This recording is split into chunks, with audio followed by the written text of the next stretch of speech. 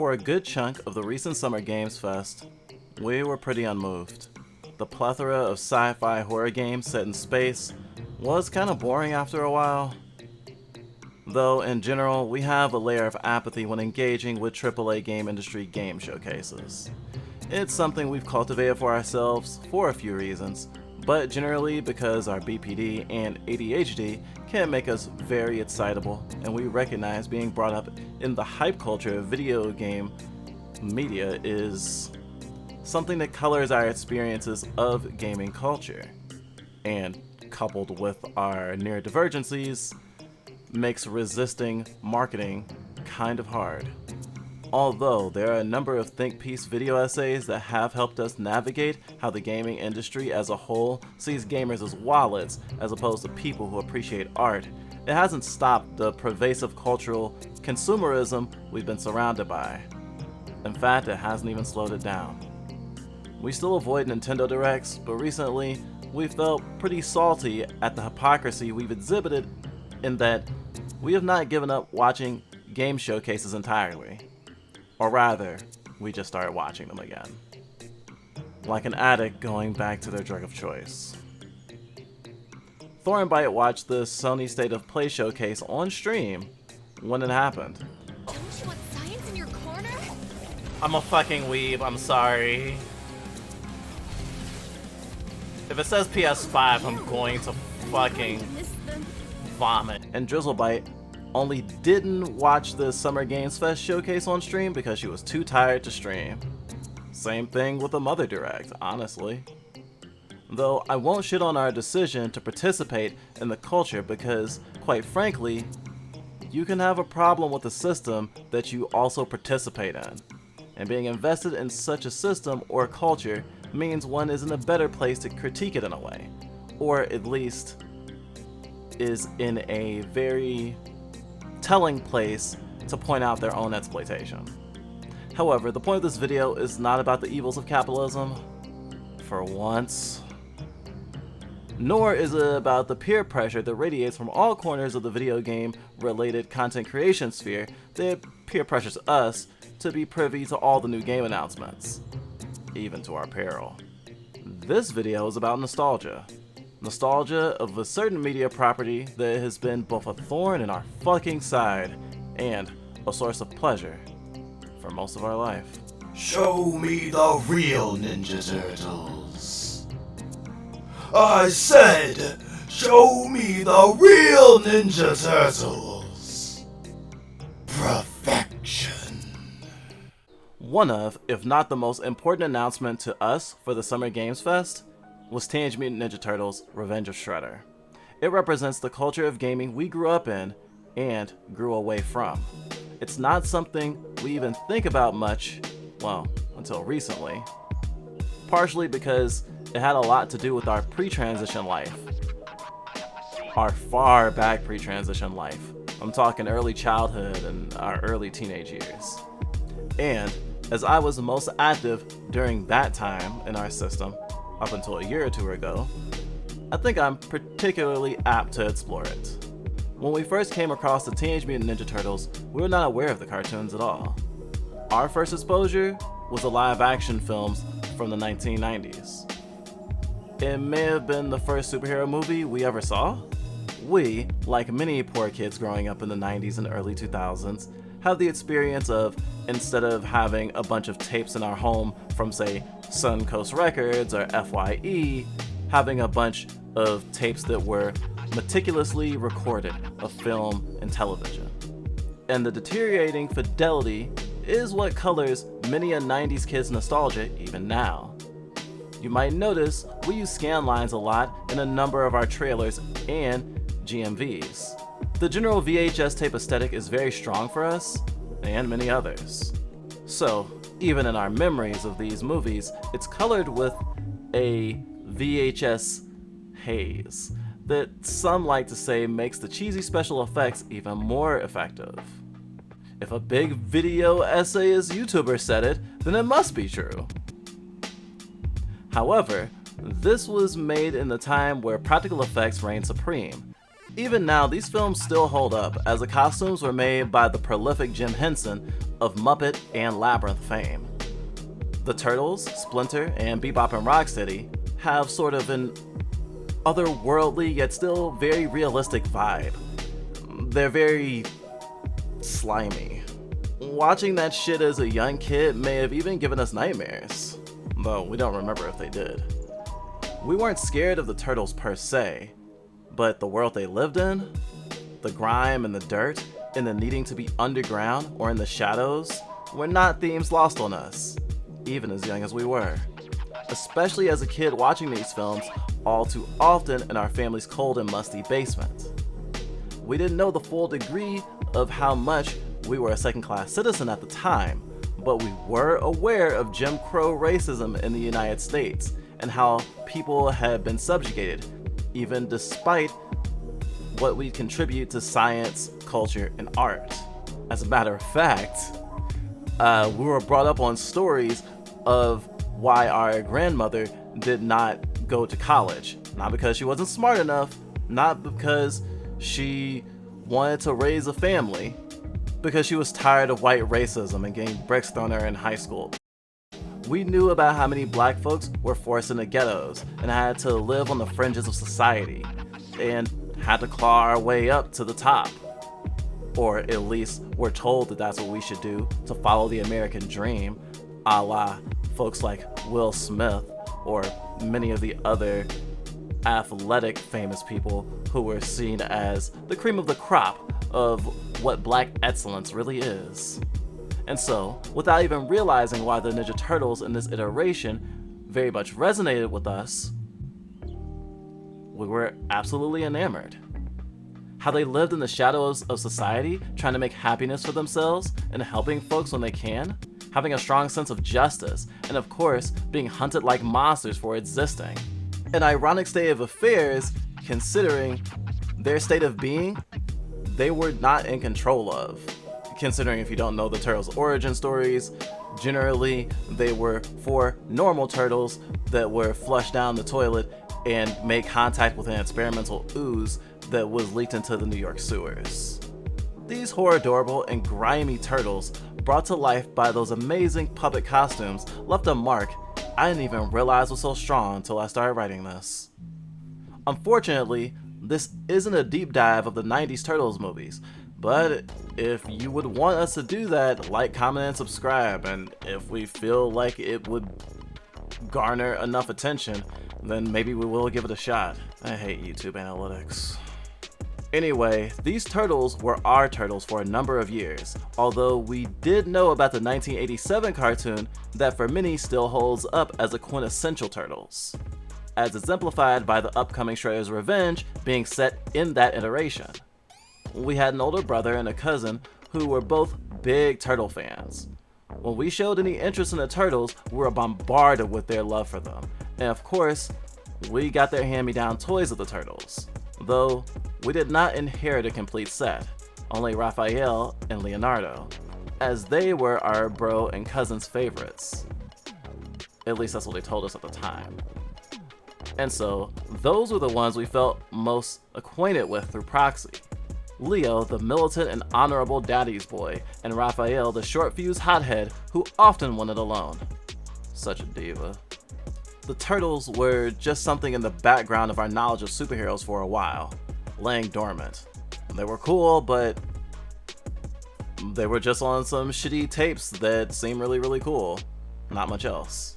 Oh, yeah, and toys we sometimes played with. Cool, ninjas. But then, in 2005, we got the iteration of the Turtles that ended up sticking with us even to this day.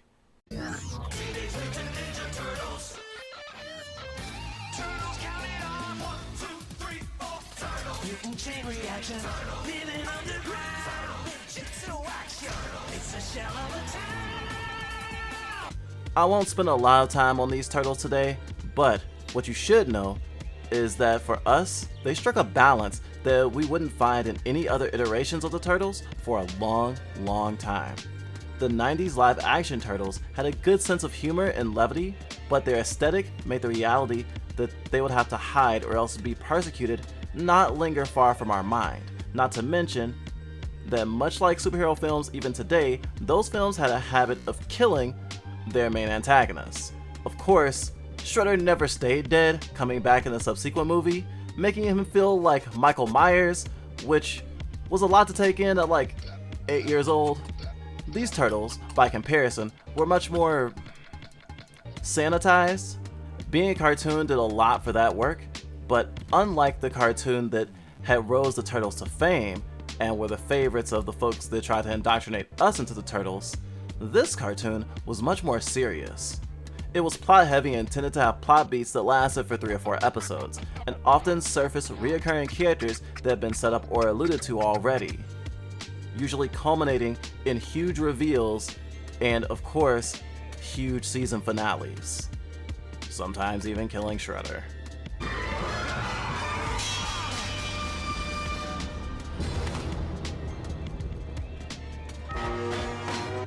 The sensibilities were much closer to what we were used to watching anime like Dragon Ball Z and Sailor Moon than the animation that was typified of the older turtles, say Gummy Bears or DuckTales. The serialized nature kept us hungry and kept us watching, even more so. It was really easy to fall into. Though, just like its predecessors, the cartoon had a big incentive to sell toys, though this one seemingly less so. This turtle cartoon would get many sequel series, many of which we were not able to keep up with, especially as we got older and the adults around us made us feel bad for playing with toys and watching cartoons. But, just like with the other iterations of the Turtles, there were plenty of game tie-ins that allowed us to explore the world of the Turtles while getting a little less bullied by the adults around us. I think we got the tie-in game for this iteration of the Turtles on our maybe 12th or 13th birthday. And it was lit. Aside from the fact you couldn't play with all 4 turtles at the same time. It was a 2-player game only. However, at the same time, we experienced a lot of gatekeeping behavior from those family members that introduced us to the Turtles in the first place, both in the scope of the games and the cartoon. Gatekeeping that we recognized in discussions of nostalgic media remakes such as She-Ra or Ghostbusters today. Although at the time, it wasn't poised to argue about queer and radical diversity or feminist agendas. It was just, this isn't my Turtles. I remember watching the cartoons and seeing new characters or storylines introduced only for our brother or cousin to come in the room and decry the bastardization of their childhood love for this character or this plot point, and then immediately leave the room in a bratty yet supposedly adult manner. Weird flats. This likely instilled in us a lot of flexibility in regards to remakes, because at 12 years old, to have to defend something that you were just introduced to and are totally jiving with because it isn't like something you've never seen, but who others tell you is completely better than what you're watching, is obviously gonna piss you off. And unlike today, when we can defend adaptations from a place of direct comparison by looking up the original material, we were at a loss. And kinda had to default to, well, I like this version, if you think yours was better, show me. At the time, however, our family had no recorded tapes of the original TMNT cartoon, so it wasn't really possible. And no one was gonna go out their way to find VHS tapes to show me just what I was missing out on. They just wanted to reign it over us. So of course, we started watching the Turtles away from judgmental eyes, and stopped talking about it so openly, at least with our family. Kind of leaning away from fraternizing with fans of older cartoons in general, I think.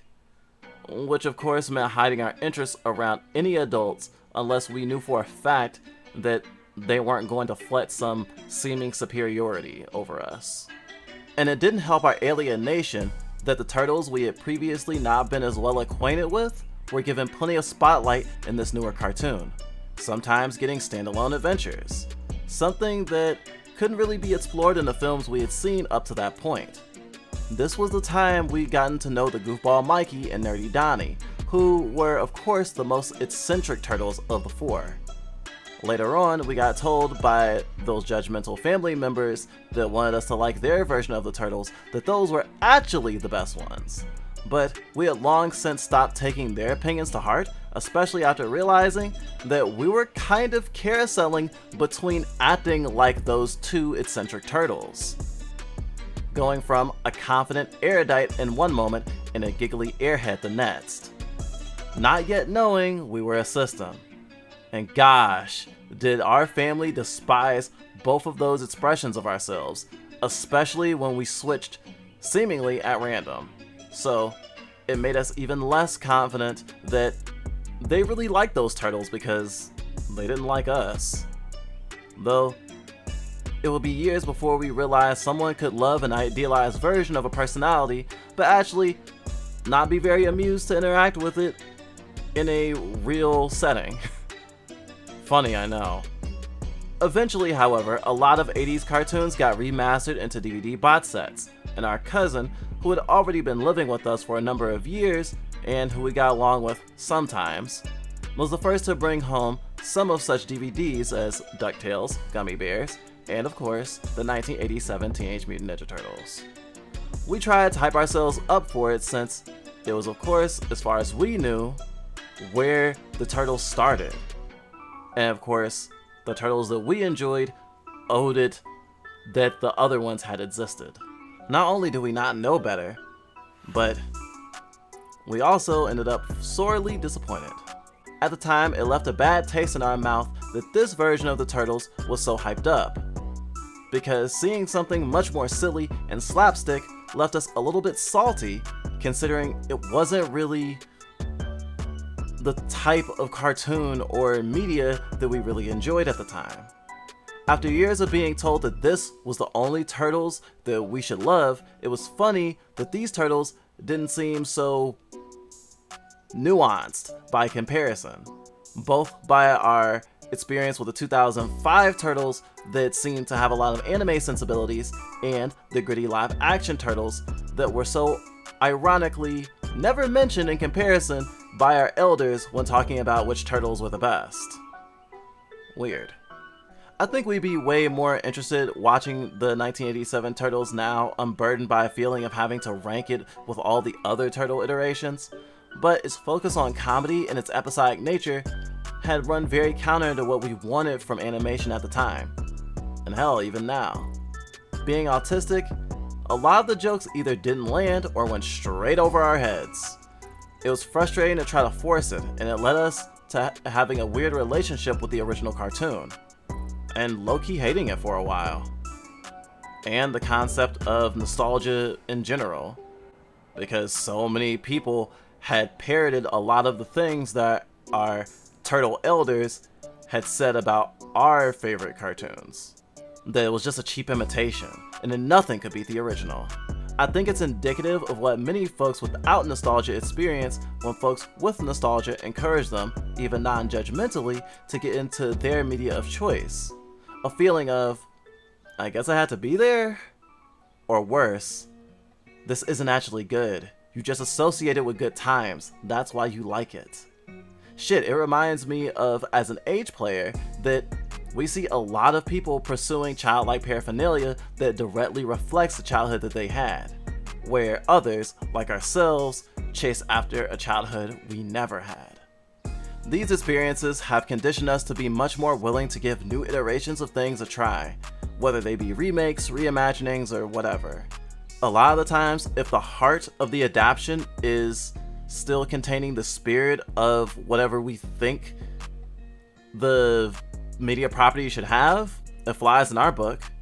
Given we're approaching the big 3-0 soon, we have accumulated a lot of nostalgia that, like many millennials, capitalism is attempting to cash in on our money and fame. Remakes of Final Fantasy VII, especially, and Resident Evil, all of them, give us the endorphins corporations were hoping to see when they did movie remakes of things like Ninja Turtles and Transformers not too long ago. So now, we're on the other end of that stick. The nostalgia that we see on screen is stuff that harkens back to our childhood, not the childhood of others. Obviously, the artists working on such projects do so with a lot of love and care. Some of them, probably most of them, inspired by the previous iterations that made them love the franchises in the first place. And of course, that's something to respect. But the companies that bankroll them just want to weaponize our nostalgia to empty our pockets. We realize that. And yet, we are powerless to help ourselves in indulging, it seems. The TMNT are a franchise that has been reiterated on more times than we piss ourselves in a day, so it's unique in that a lot of its fanbase is used to seeing it change. Well, show me the real Ninja Turtle! Many of its fan base are used to seeing it change. The more recent project, Rise of the Teenage Mutant Ninja Turtles, which has already stopped production at this point. If this isn't the poster shot, someone's getting fired.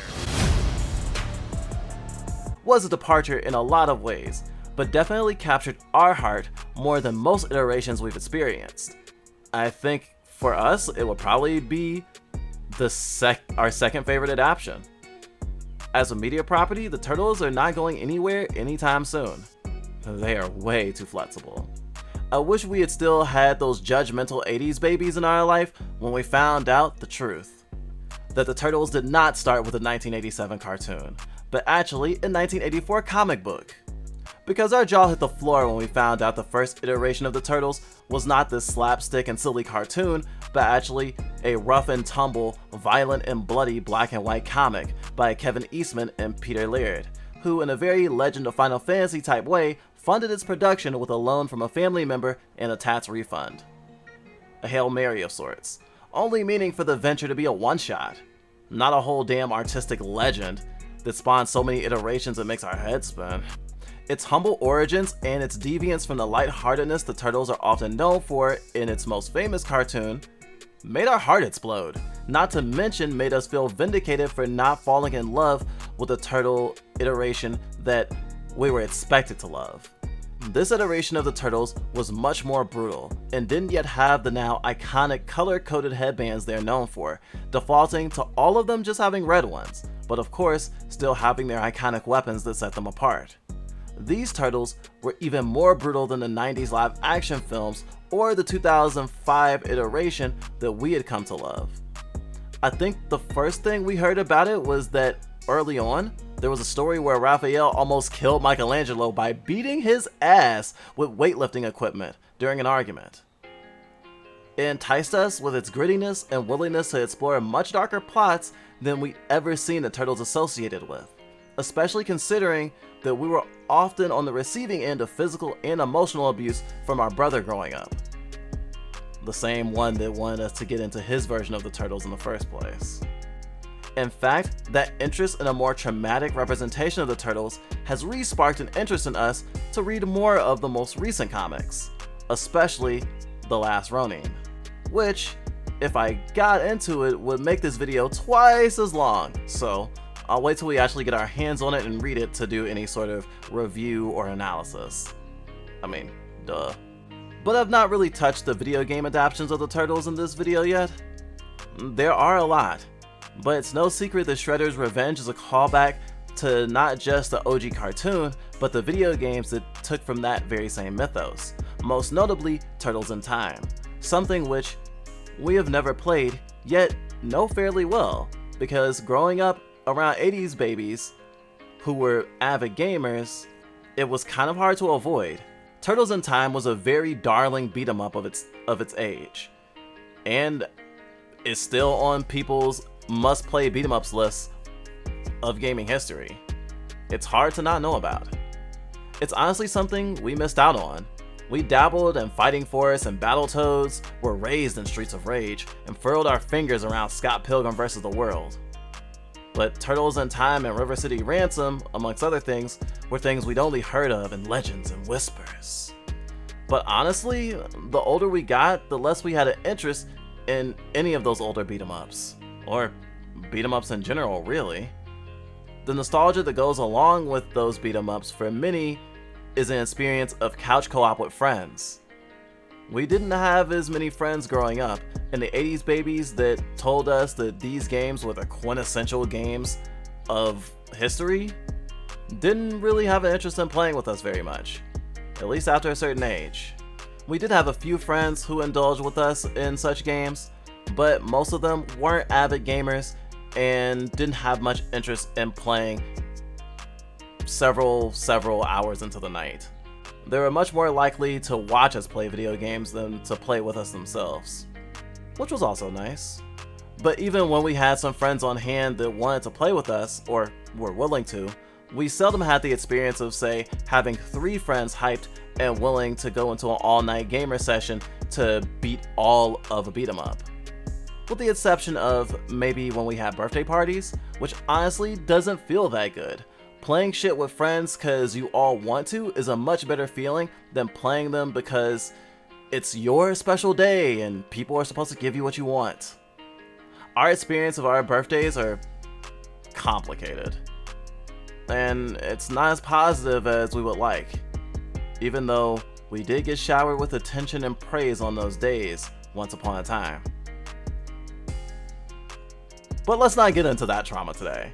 Regardless, as a gamer and just folks who want to have a good time, it feels so weird to have not as many co-op experiences of games we cherish. It seems like a quintessential gamer experience. Our multiplayer experience is overwhelmingly filled with fighting games and shooters.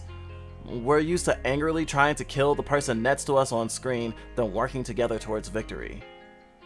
Gosh, boy culture can be really shitty sometimes. The pandemic has made such games that tout co-op. The pandemic has made games that tout couch co-op as a feature almost laughable. Even though we live with folks who would play games with us, more than likely we'll be playing online with them from the other room. Couch co-op is great and all, but it feels like an archaic feature nowadays, especially when it only has couch co-op and not online co-op. We definitely appreciate its inclusion, but it makes us sad when it has one and not the other. But here we have Shredder's Revenge now gloating about Sit's Way co-op, which for the Turtles is pretty soggers in that the classic 4-way co-op of the Turtles always meant that if you had a full party, you'd be breaking up the family if not everyone picked a turtle. But now that's not an issue, as long as you have enough friends. So in a way, it's living the dream as a Turtle fan to have this opportunity.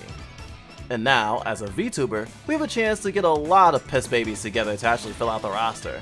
And quite frankly, we're pretty excited, honestly. Excited for that, and to explore a version of the Turtles that, up until now, we felt kind of emotionally barred from. Honestly, these Turtles fit game stuff much more good for us. God, that sounds terrible. These Turtles seem much better in a gaming space than a cartoon space, for us at least. Is this video's purpose to bait you into watching us play Teenage Mutant Ninja Turtles Revenge of Shredder? Yes, but it's not only that. Honestly, we really just wanted to unpack our complicated feelings about this particular iteration of the Turtles that seems to be back in the mainstream once again. Not to mention spreading the gospel of gatekeeping sucking. You're allowed to like whatever version of a thing appeals to you, okay? Our excitement was laced with unease as we could diagnose the issue that we had with this iteration of the Turtles, or at least our association with them, but we hadn't really talked about it, even with loved ones that we have today. So it's nice to make sense of it here. Not to say that YouTube is our therapy or whatever, but it's not like we can afford it.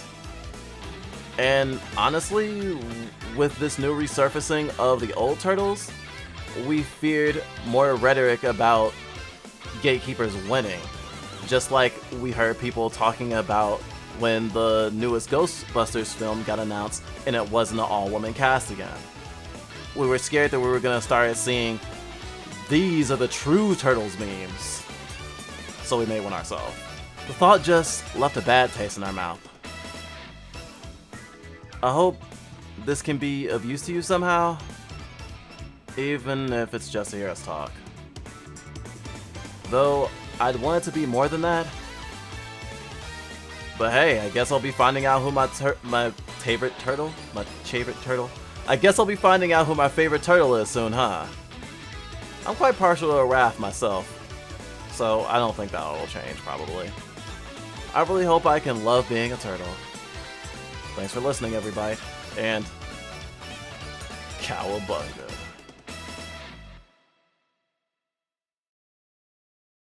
Radical, you made it to the end card. Hi, I'm Thorn.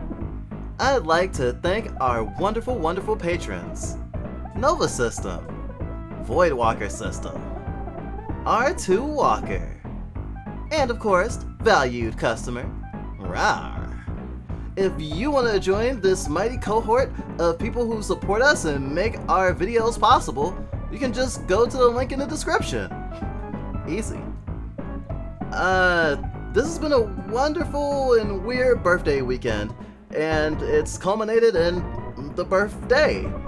We already streamed on YouTube today like we normally do, but we have an extra stream going on, probably as you're watching this. If you want to head on over to Twitch right now while we're still playing Rise of the... Wait, no, that's a TV show. While we're still playing Teenage Mutant Ninja Turtles Shredder's Revenge with a bunch of friends, then head on over and have some fun with us. Might be cool.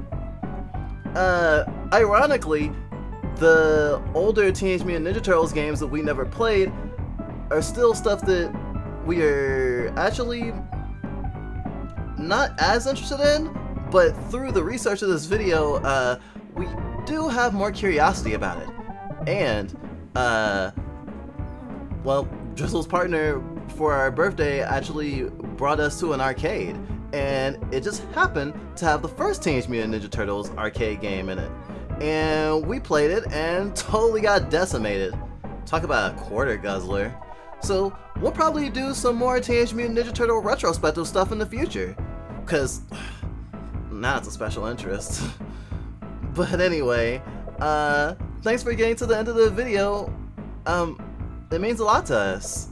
Even though your life is filled with happiness and sadness, you decided to spend some of that time with us, and that means a lot. Anywhoosies, see you later. Thornbite out.